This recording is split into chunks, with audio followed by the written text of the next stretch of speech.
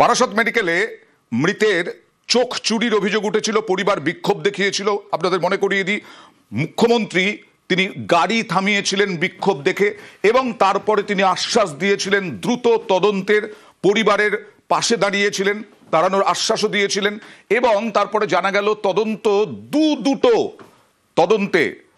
দুটো ময়না তদন্তে জানা গেল চোর ইঁদুর বা ছুঁচো। ময়না তদন্তে দুটো রিপোর্টেই উল্লেখ।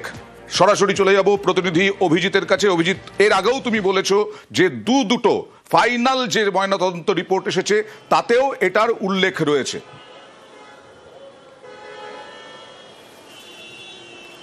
নিঃসন্দেহে অয়ন, প্রথমবার ময়নাতদন্তেও যেটা উল্লেখ ছিল বারাসাত মেডিকেল কলেজ ও হাসপাতালে এই যে মৃত প্রীতম ঘোষের যে দেহ ময়নাতদন্ত করা হয় সেখানে রিপোর্টে উল্লেখ ছিল যে তার বাঁ দিকের চোখের মণি অক্ষত থাকলেও সেখানে তার কোটর, চোখের যে কোটর থাকে সেই চোখের কোটরের বেশ কিছুটা অংশ ক্ষতিগ্রস্ত এবং সেটা কোনো ইঁদুর জাতীয় প্রাণীর ক্ষুরোধার দাঁতের দ্বারাই এই চিহ্ন হয়েছে।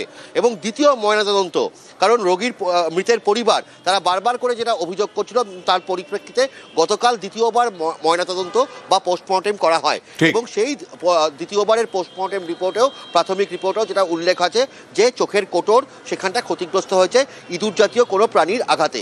এবং পাশাপাশি হাসপাতালের যে তদন্ত কমিটি গঠন করা হয়েছিল সেই তদন্ত কমিটিও তার রিপোর্ট, এই একই রিপোর্ট তারা রাজ্য স্বাস্থ্য দপ্তরকে পাঠিয়েছে। বলা যেতে পারে যে চোখের যে এই যে কোটর সেটা ক্ষতিগ্রস্ত হয়েছিল ইঁদুরের জন্য। বারাসত মেডিকেলের সুপার তিনি কি বলছেন দেখুন। আমাদের যে পুলিশ মর্গ অফিসিয়ালি মেডিকেল, ওটা তো ডিস্ট্রিক্ট হসপিটালের মর্গ ছিল, সেটাতেই আমরা আমাদের ফাংশনিং চালাচ্ছিলাম। আমাদের নতুন একাডেমিক বিল্ডিং, যেটা আমাদের নতুন মেডিকেল কলেজের বিল্ডিং, সেখানে অলরেডি আমাদের ফরেন্সিক মেডিসিন ডিপার্টমেন্টের আন্ডারে মর্গ আছে এবং সেটাই এস্টাবলিশ হচ্ছে আস্তে আস্তে। তো কালকেই আমরা যেটা করতে পেরেছি সেটা হচ্ছে বডি হোল্ডিং যে চিলারগুলো, যেখানে বডি রাখা হয় সেই বডি হোল্ডিং চিলারগুলো, বডিগুলো আমরা এখানে আমাদের বডি হোল্ডিং চিলারে রেখে দেওয়ার থেকে কাল থেকে প্রক্রিয়া শুরু হয়ে গেছে। কিন্তু মর্গের যে ব্যবচ্ছেদ বা যে প্রক্রিয়াগুলো যেটা যেটা আছে সেটা পোস্টমর্টেম প্রসিডিওরটা এখনো ওই বিল্ডিং পুরনো বিয়েতেই হবে, সেটাও আমরা খুব শীঘ্রই এই নতুন বিল্ডিং এ নিয়ে চলে আসবো। এই বক্তব্যটা দেখালাম সুপারের, যে মর্গটাই একেবারে স্থানান্তরিত হচ্ছে। মর্গ তৈরি ছিল, কিন্তু এই ঘটনার পরিপ্রেক্ষিতেই কি তড়িঘড়ি মর্গ বদলানোর সিদ্ধান্ত, অভিজিৎ?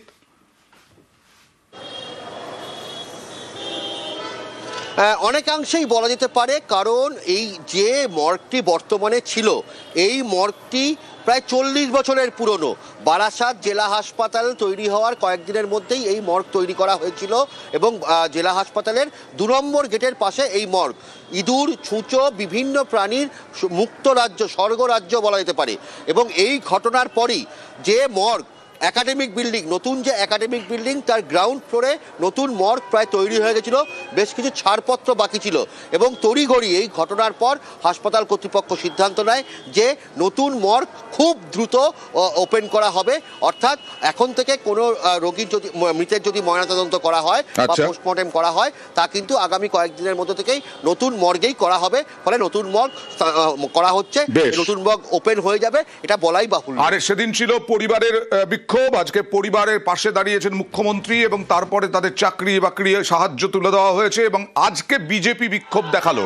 বারাসত মেডিকেলের সামনে বিক্ষোভ, সংক্ষেপে জানবো জিয়াউলের কাছ থেকে। জিয়াউল, কতক্ষণ চলে এই বিক্ষোভ, কাদের নেতৃত্বে? দেখো, একেবারে বিজেপির অর্থাৎ যারা কর্মী সমর্থকরা তারা বিক্ষোভ দেখান, চোখ চুরির অভিযোগ তুলে কিন্তু তারা বিক্ষোভ দেখান। কারণ হাসপাতালে দীর্ঘদিন ধরে একটা অব্যবস্থা রয়েছে এবং এই চোখ চুরির অভিযোগ সামনে আসে, কিন্তু একেবারে হাসপাতাল সূত্রে খবর কিন্তু এখনো পর্যন্ত চোখ চুরির কোনো অভিযোগ বা প্রমাণ হয়নি। ফলে ইঁদুর বা কিছু জাতীয় কিছু দিয়ে চোখ খুবলে খেয়েছে, কিন্তু চোখ চুরির অভিযোগ তুলেই কিন্তু একেবারে বিজেপি কর্মী সমর্থকরা বিক্ষোভ দেখান। তাদের একটাই দাবি যে এই হাসপাতাল থেকেই চোখ চুরি হয়েছে এবং এই ধরনের একাধিকবার কিন্তু প্রমাণিত হয়েছে। তার জন্যই তারা চোখ চুরির অভিযোগ তুলে বিক্ষোভ দেখান। পরবর্তীকালে এমএসবিপির কাছে একটি ডেপুটেশন দেন যে তার এই যে চোখ চুরির যে অভিযোগ হচ্ছে তার পূর্ণ তদন্ত হোক, এমনটা কিন্তু দাবি করেছেন বিজেপির পক্ষ থেকে।